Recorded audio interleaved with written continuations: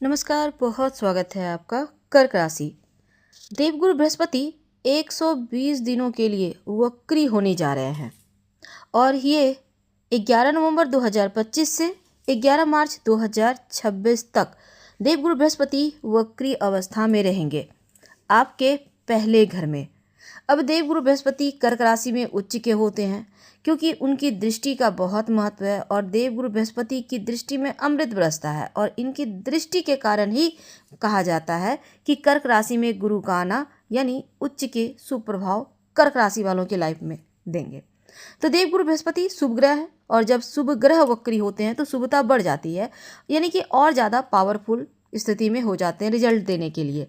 लेकिन अगर गोचर में खराब जगह बैठ जाएं तब खराब रिजल्ट देते हैं। लेकिन चलिए समझते हैं, देवगुरु बृहस्पति आपके राशि में बैठे हैं लेकिन उनकी दृष्टि कहाँ पड़ेगी और क्या फल देंगे।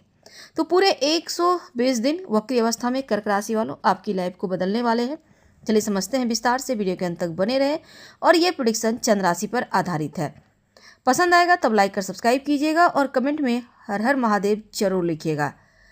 तो चलिए समझते हैं कि बृहस्पति का कर्क राशि में वक्री अवस्था में आना, कर्क राशि के पहले घर में देवगुरु बैठे हैं और आपका पहला घर आपका शरीर है, मन है, आत्मा है। देवगुरु बृहस्पति का पहले घर में वक्री होना यानी कि आपका जो स्वभाव, स्वास्थ्य, आपके जो कह सकते हैं कि इम्यूनिटी सिस्टम है उसको पूरी तरह से कवर करते हैं। तो ऐसे में आपका बिहेवियर का भी पहला घर है, आपका स्वभाव, आपका कैरेक्टर, और पहले घर में वक्री होने से आपके लिए यहाँ पर देखिए तीव्र गति से फल देंगे। आप बहुत तेज़ी से डेवलप करेंगे, नई चीज़ों को सीखेंगे और स्वास्थ्य भी आपका इस पीरियड में बढ़िया रहेगा।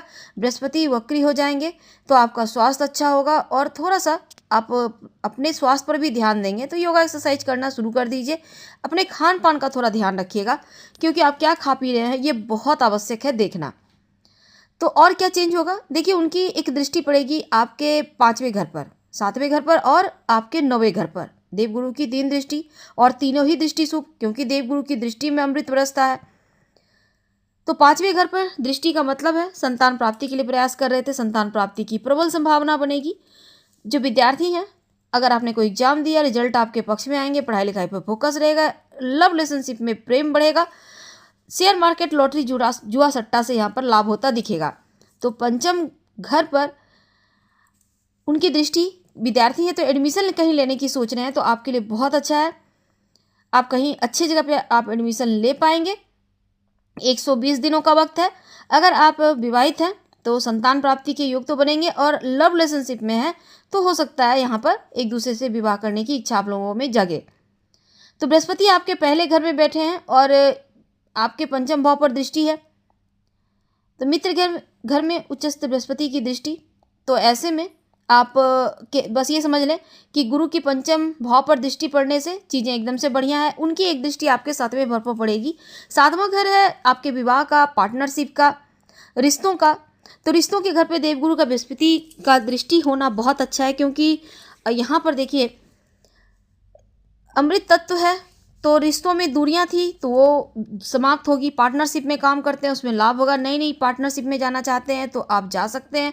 120 दिनों का वक्त है, आप ज़रूर ट्राई कीजिए। और अगर आप कुछ प्लान भी करना चाहते हैं तो कर सकते हैं। बिजनेस के लिए बहुत अच्छा टाइम है, फोकस बनाए रखें। उनकी एक दृष्टि 9वें घर पर है। तो 9वां घर भाग्य का घर, पिता का घर। तो अब देखिए 120 दिन का वक्त है, भाग्योदय होगा। आप धार्मिक यात्रा करेंगे, पिता का सपोर्ट मिलेगा, पिता के करियर व्यापार में उनको तरक्की मिलेगी, पिता पैतृक संपत्ति की प्राप्ति होगी।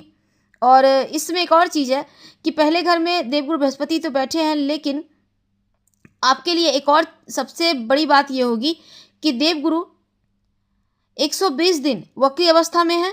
और कर्क राशि वालों आपको शिव जी की पूजा करनी चाहिए। शिव जी की पूजा करने से आपका मन बेहतर रहेगा। आप चंद्रमा को भी प्रणाम कर सकते हैं या फिर ओम श्रांग श्रीं श्रौं सह चंद्रमसे नमः का जप कर सकते हैं, आपके लिए भी अच्छा रहेगा। वैसे तो भगवान सूर्य को प्रणाम करना सबसे बेस्ट है। वैसे आपकी मर्जी है, आप कोई भी एक उपाय कर लीजिएगा, आपके लिए मुश्किलें कम हो जाएंगी। हम आपसे विदा लेते हैं। जानकारी अच्छी लगे तो लाइक कर सब्सक्राइब करें, शेयर करें, कमेंट करें। धन्यवाद। हम फिर मिलेंगे।